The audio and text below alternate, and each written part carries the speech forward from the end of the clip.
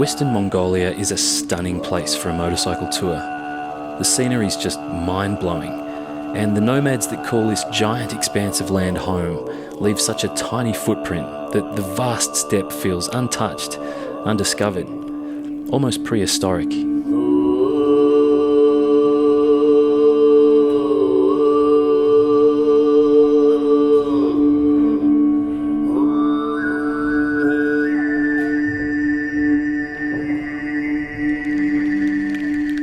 It's also bloody difficult. The roads, where there's any roads at all, vary from okay to treacherous, and the weather in autumn can close in on you so fast you hardly know what hit you. It took 10 of us to hold the mess tent to the ground through this crazy storm on our second night, while the cooking tent flew off in the wind, never to be seen again. I've just never felt so isolated, so far from anywhere. Towns and fuel stops are few and far between, and yet you're never alone. Wildlife and herd animals are everywhere, from yaks, cows, sheep, ibex and camels, to squirrels, marmots, hawks and eagles. And of course horses. Dozens of herds of horses running through the plains because, hey, we're horses.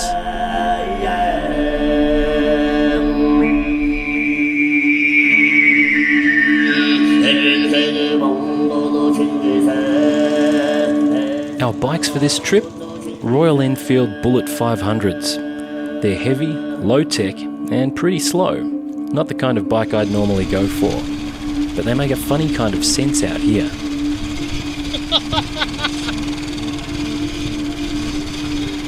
How do you even get terrain like this? How the f*** does this happen?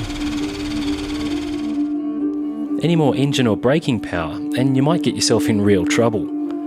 They're comfy on and off-road like a kind of dirt cruiser, and they can take a pretty impressive amount of abuse.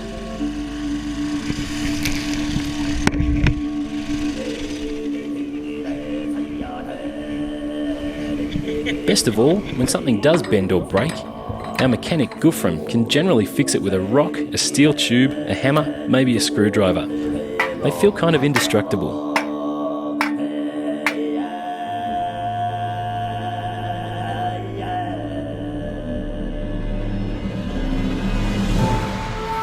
Could you do this kind of trip alone and get bonus adventure points?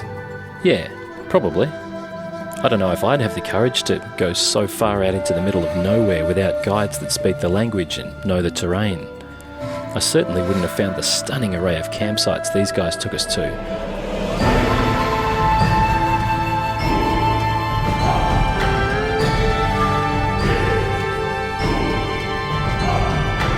And I appreciated the hell out of the fact I could just throw all my gear in one of the support vans and ride.